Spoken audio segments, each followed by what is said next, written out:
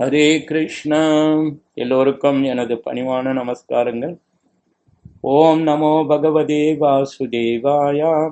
ஓம் நமோ பகவதே வாசுதேவாய. ஓம் நமோ பகவதே வாசுதேவாய.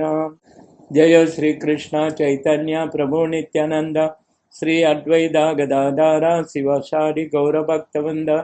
ஹரே கிருஷ்ணா கிருஷ்ணா கிருஷ்ணா ஹரே ஹரே, ஹரே ராமா ராம ராமா ஹரே ஹரே. பகவத்கீதை உண்மை உருவில் அத்தியாயம் 14. அத்தியாயத்தின் தலைப்பு ஜட இயற்கையின் முக்குணங்கள். பதம் 17. மொழிபெயர்ப்பும் பொருளுரையும் வழங்கியவர் ஏசி பக்திவேதாந்த சுவாமி ஸ்ரீல பிரபுபாதா, அகில உலக கிருஷ்ண பக்தி கழக ஸ்தபக ஆச்சாரியா. மொழிபெயர்ப்பு: சத்வகுணத்திலிருந்து உண்மை ஞானம் விருத்தியாகின்றது. ரஜோகுணத்திலிருந்து பேராசை விருத்தியாகின்றது. மேலும் தமோகுணத்திலிருந்தோ முட்டாள்தனம், பைத்தியக்காரத்தனம் மற்றும் மயக்கமும் விருத்தியாகின்றன. பொருளுரை: தற்போதைய நாகரிகம் உயிர்வாளிகளுக்கு மிகவும் சாதகமற்றதாக இருப்பதால் கிருஷ்ண உணர்வு பரிந்துரைக்கப்படுகின்றது. கிருஷ்ண உணர்வின் மூலமாக சமுதாயம் சத்வகுணத்தை வளர்த்து கொள்ள முடியும்.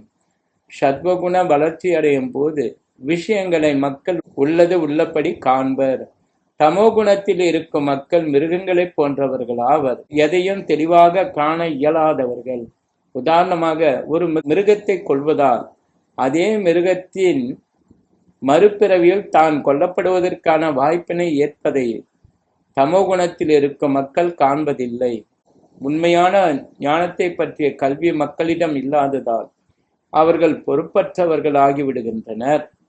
இத்தகைய பொறுப்பற்ற தன்மையை நிறுத்த பொதுமக்களின் மத்தியில் சத்வகுணத்தை வளர்ப்பதற்கான கல்வி அவசியம். சத்வகுணத்தில் உண்மையான கல்வியை அவர்கள் பெறும்போது பூரண ஞானத்தை பெற்று விஷயங்களை உண்மையாக அறியும் அறிவாளிகளாகின்றனர். பிறகு மக்கள் மகிழ்ச்சியுடன் வளமாக இருப்பர். அத்தகு மக்கள் பெரும்பான்மையினராக இல்லாவிட்டாலும் சரி, மக்கள் தொகையின் ஒரு குறிப்பிட்ட பங்கினர் கிருஷ்ண உணர்வை வளர்த்து கொண்டு சத்வகுணத்தில் நிலை பெற்றால் உலகெங்கிலும் அமைதிக்கும் வளமைக்கும் வாய்ப்புள்ளது. இவ்வாறின்றி ரஜோகுணத்திற்கும் தமோகுணத்திற்கும் உலகம் தன்னை அர்ப்பணித்திருந்தால் அமைதியோ வளமோ இருக்க முடியாது. ரஜோகுணத்தில் மக்கள் பேராசையுடையவர்களாகின்றனர். புலன்பத்திற்கான அவர்கள் இயக்கத்திற்கு எல்லை இல்லை. புலனுகர்ச்சிக்கு தேவையான வசதிகளும் அதற்கு வேண்டிய பணமும் ஒருவனிடம் இருந்தால் கூட மகிழ்ச்சியோ மன அமைதியோ அங்கு இல்லை என்பதை யாராலும் காண முடியும். அவை சாத்தியமாவதில்லை. ஏனெனில் அவன் ரஜோகுணத்தில் உள்ளான். ஒருவனுக்கு மகிழ்ச்சி வேண்டுமேனில் அவனது பணம் அவனுக்கு உதவாது. கிருஷ்ண உணர்வை பயிற்சி செய்து அவன் சத்வகுணத்திற்கு தன்னை உயர்த்தி கொள்ள வேண்டும். ரஜோகுணத்தில் ஈடுபட்டிருக்கும் போது ஒருவனது மன மகிழ்ச்சியின்றி இருப்பது மட்டுமல்ல, அவனது தொழிலும் வேலையும் கூட மிகவும் சிரமமானவை. தனது நிலையை தக்க வைத்து கொள்ள அவன் பல்வேறு திட்டங்களையும் வழிமுறைகளையும் கண்டுபிடித்து போதுமான அளவு பணத்தை சேகரிக்க வேண்டும். இவையெல்லாம் துன்பமானவை. தமோகுணத்தில் மக்கள் பைத்தியமாகி விடுகின்றனர். தங்களது சூழ்நிலைகளால் வருத்தமுற்று அவர்கள் போதைப் பொருள்களிடம் அடைக்கலம் கொள்கின்றனர். இவ்வாறு மென்மேலும் அறியாமையில் மூழ்குகின்றனர். இவர்களது எதிர்காலம் மிகவும் இருளானது. பதம் 18. மொழிபெயர்ப்பு: சத்வகுணத்தில் நிலை பெற்றவர்கள் படிப்படியாக உயர்லோகங்களுக்கு மேல் நோக்கி செல்கின்றனர். ரஜோகுணத்தில் இருப்பவர்கள் பூ உலகங்களில் வாழ்கின்றனர். மேலும் வெறுக்கத்தக்கதான தமோகுணத்தில் இருப்பவர்கள் நரகலோகங்களுக்கு கீழ் நோக்கி செல்கின்றனர். பொருளுரை: இப்பதத்தில் இயற்கையின் முக்குணங்களில் செயல்படுவதால் வரும் விளைவுகள் மிக தெளிவாக கொடுக்கப்பட்டுள்ளன. ஸ்வர்கலோகங்களை உள்ளடக்கிய உயர்நிலை கிரக அமைப்பு ஒன்று உள்ளது. அங்குள்ள அனைவருமே மிகவும் உயர்வு பெற்றவர்கள். சத்வகுணத்தின் வளர்ச்சிக்கு ஏற்ப அங்குள்ள பல்வேறு கிரகங்களுக்கு உயிர்வாழி மாற்றப்படலாம். ஆனால் அனைத்திலும் மிக உயர்ந்த லோகம் சத்திய லோகம் அல்லது பிரம்மலோகம் எனப்படும். அங்கு இப்பிரபஞ்சத்தின் மிக முக்கியத்துவம் வாய்ந்த நபரான பிரம்மதேவர் வசிக்கின்றார். பிரம்மலோகத்தின் அற்புதமான வாழ்க்கை தரத்தை நம்மால் கணக்கிட இயலாது என்பதை ஏற்கனவே கண்டோம். இருப்பினும் வாழ்வின் மிக உயர்ந்த நிலையான சத்வகுணம் அத்தகு வாழ்விற்கு நம்மை கொண்டு செல்ல முடியும். ரஜோகுணம் கலப்புடமுடையதாகும். இது சத்வகுணத்திற்கும் தமோகுணத்திற்கும் இடையில் உள்ளது. இந்த குணத்தில் இருப்பவன் எப்போதும் அதே குணத்தில் தூய்மையாக இருப்பதில்லை. அப்படியே அவன் ரஜோகுணத்தில் முழுமையாக இருந்தாலும் அவன் இவ்வுலகில் ஒரு மன்னனாக அல்லது பெரிய செல்வந்தனாக மட்டுமே இருப்பான். ஆனால் கலப்படம் இருக்கும் காரணத்தால் அவன் கீழ் நோக்கி செல்லவும் முடியும். ரஜோகுணத்திலோ தமோகுணத்திலோ இருக்கும் இப்பூலக மக்கள் இயந்திரங்களின் உதவியால் உயர் லோகங்களை வலிக்கட்டாயமாக அணுகுவது சாத்தியமல்ல. ரஜோகுணத்தில் இருப்பவன் மறுபிறவியில் பைத்தியமாவதற்கான வாய்ப்பும் உள்ளது. மிகவும் தாழ்ந்த குணமான தமோகுணம் வெறுக்கத்தக்கதாக இங்கே விவரிக்கப்பட்டுள்ளது. தமோகுணத்தை வளர்ப்பதன் விளைவுகள் மிக மிக அபாயகரமானவை. ஜட இயற்கையிலேயே மிகவும் தாழ்ந்த குணம் இதுதான். மனித வர்க்கத்தின் கீழே பறவைகள், விலங்குகள், ஊர்வன, மரங்கள் என்பன போன்று 80 லட்சம் உயிரினங்கள் இருக்கின்றன. தமோகுணத்தின் விருத்திக்கு ஏற்ப இத்தகு மோசமான நிலைகளுக்கு மக்கள் கொண்டு வரப்படுகின்றனர்.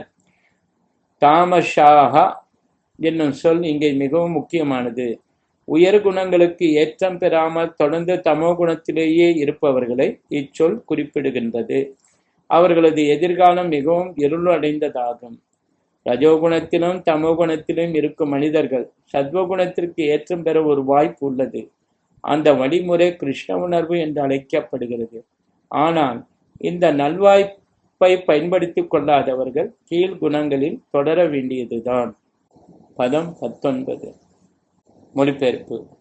எல்லா செயல்களிலும் இயற்கையின் குணங்களை தவிர வேறு கருத்தா யாரும் இல்லை என்பதையும், பரமபுருஷர் இந்த இயற்கை குணங்களுக்கு அப்பாற்பட்டவர் என்பதையும் அறிந்து முறையாக காண்பவன் எனது ஆன்மீக இயற்கையை அடைகின்றான். பொருளுரை. முறையான ஆத்மாக்களிடமிருந்து கற்று முறையாக புரிந்து கொள்வதால் ஜட இயற்கையின் குணங்களுடைய செயல்களை கடக்க முடியும். உண்மையான ஆன்மீக குரு கிருஷ்ணரே. அவர் இந்த ஆன்மீக ஞானத்தை அர்ஜுனனுக்கு உபதேசிக்கின்றார். அதுபோல குணங்களின் செயல்களை பற்றிய இந்த விஞ்ஞானத்தை முழுமையான கிருஷ்ண உணர்வில் இருப்பவர்களிடமிருந்து ஒருவன் கற்றுக்கொள்ள வேண்டும். இல்லாவிடில் அவனது வாழ்வு வழி தவறிவிடும். அங்கீகரிக்கப்பட்ட ஆன்மீக குருவின் அறிவுரைகளால் ஓர் உயிர்வாளி தனது ஆன்மீக நிலை, ஜடவுடல், புலன்கள், தான் சிறைப்பட்டிருப்பது எவ்வாறு, ஜட இயற்கையின் குணங்களினால் நான் மயங்கியிருப்பது எவ்வாறு போன்றவற்றை அறிந்து கொள்ள முடியும். இந்த குணங்களின் பிடியில் இருக்கும் ஒருவன் உதவியற்றவனாக உள்ளான். ஆனால் அவன் தனது உண்மை நிலையை காண இயலும்போது ஆன்மீக வாழ்விற்கான நம்பிக்கையை பெறுவதால் திவ்யமான தளத்தை அடைய முடியும். உண்மையில் பல்வேறு செயல்களின் கர்த்தா உயிர்வாளி அல்ல. ஜட இயற்கையின் சில குறிப்பிட்ட குணத்தினால் நடத்தப்படும் ஒரு குறிப்பிட்ட உடலில் அவன் இருப்பதால் அதற்கு தகுந்தபடி செயல்படுமாறு அவன் வலியுறுத்தப்படுகின்றான். ஆன்மீக அதிகாரியின் உதவியில்லாதவரை உண்மையில் தான் இருக்கும் நிலை என்ன என்பதை ஒருவனால் புரிந்து கொள்ள முடியாது. அங்கீகரிக்கப்பட்ட ஆன்மீக குருவின் சங்கத்தினால் அவன் தனது உண்மை நிலையை காண முடியும். அதனை புரிந்து கொண்டு அவன் முழுமையான கிருஷ்ண உணர்வில் நிலை பெற முடியும். கிருஷ்ண உணர்வில் இருப்பவன் ஜட இயற்கை குணங்களின் மயக்கத்திற்கு கட்டுப்படுவதில்லை. கிருஷ்ணரிடம் சரணடைந்தவன் ஜட இயற்கையின் செயல்களிலிருந்து விடுபட்டவன் என்று ஏற்கனவே 7ஆம் அத்தியாயத்தில் கூறப்பட்டுள்ளது. விஷயங்களை உள்ளது உள்ளபடி காணும் திறன் படைத்தவனுக்கு ஜட இயற்கையின் ஆதிக்கம் படிப்படியாக முடிவுக்கு வந்து விடுகிறது. பதம் 20. மொழிபெயர்ப்பு. உடலை உடையவன் ஜட உடலுடன் தொடர்புடைய இந்த 3 குணங்களிலிருந்து உயர்வு பெற முயலும் போது பிறப்பு, இறப்பு, முதுமை மற்றும் இவற்றின் துன்பங்களிலிருந்து விடுதலை பெற்று இந்த வாழ்விலேயே அமிர்தத்தை சுவைக்க முடியும். பொருளுரை. இந்த உடலில் இருக்கும் போதே முழுமையான கிருஷ்ண உணர்வுடன் திவ்யமான தளத்தில் ஒருவன் எவ்வாறு இருக்க முடியும் என்பது இப்பதத்தில் விளக்கப்பட்டுள்ளது. தேகி என்னும் சமஸ்கிருத சொல்லுக்கு உடலை உடையவன் என்று பொருள். ஒருவன் இந்த ஜட உடலினுள் இருந்தாலும் ஆன்மீக ஞானத்தில் முன்னேறுவதால் ஜட இயற்கையின் ஆதிக்கத்திலிருந்து விடுபட முடியும். ஆன்மீக வாழ்வின் ஆனந்தத்தை இந்த உடலிலும் கூட அவனால் அனுபவிக்க முடியும். ஏனெனில் இந்த உடலை நீத்த பின் அவன் ஆன்மீக உலகிற்கு செல்வது நிச்சயம். இருந்தும் இந்த உடலிலும் அவன் ஆன்மீக மகிழ்ச்சியை அனுபவிக்க முடியும். வேறு விதமாக கூறினார், கிருஷ்ண உணர்வில் செய்யப்படும் பக்தி தொண்டு பௌதிக பந்தத்தின் முக்திக்கான அறிகுறியாகும். இது 18ஆம் அத்தியாயத்தில் விளக்கப்படும். ஜட இயற்கையின் ஆதிக்கத்திலிருந்து ஒருவன் விடுபடும் போது அவன் பக்தி தொண்டிற்கு வருகின்றான். பதம் 21 மொழிபெயர்ப்பு. அர்ஜுனன் வினவினான், எம் பெருமானே, இந்த 3 குணங்களை கடந்தவனை அறிவதற்கான அறிகுறிகள் யாவை? அவனது நடத்தைகள் யாவை? இயற்கை குணங்களிலிருந்து அவன் உயர்வு பெறுவது எவ்வாறு? பொருளுரை. இப்பதத்திலுள்ள அர்ஜுனனின் கேள்விகள் மிகவும் பொருத்தமானவை. இயற்கையின் குணங்களை கடந்துவிட்ட ஒருவனது தன்மைகளை அவன் அறிய விரும்புகின்றான். அத்தகைய திவ்யமான நபரின் அறிகுறிகளை பற்றி அவன் முதலில் கேட்கின்றான். ஜட இயற்கையின் குணங்களுடைய ஆதிக்கத்தை ஒருவர் ஏற்கனவே கடந்து விட்டார் என்பதை எவ்வாறு புரிந்து கொள்ள முடியும்? இரண்டாவது கேள்வி, அவன் எவ்வாறு வாழ்கின்றான்? அவனது செயல்கள் யாவை? அவை ஒழுங்கானவையா ஒழுங்கற்றவையா? அடுத்ததாக திவ்யமான இயற்கையை தான் அடைவதற்கான வழிமுறையை அர்ஜுனன் வினவுகின்றான். இது மிகவும் முக்கியமானதாகும். எப்போதும் தெய்வீகத்தில் நிலை பெற்றிருப்பதற்கான நேரடியான வழிமுறையை ஒருவன் அறியாவிடில் அறிகுறிகளை காட்டுவதற்கு சாத்தியமில்லை. எனவே அர்ஜுனனால் எழுப்பப்பட்ட இக்கேள்விகள் அனைத்தும் மிகவும் முக்கியமானவை. பின்வரும் பதங்களில் இறைவன் அவற்றிற்கு பதிலளிக்கின்றார். श्री श्रीमद् भगवद गीता की जय, श्री प्रभुपाद की जय, गौर प्रमनंदे, हरि हरि बोल।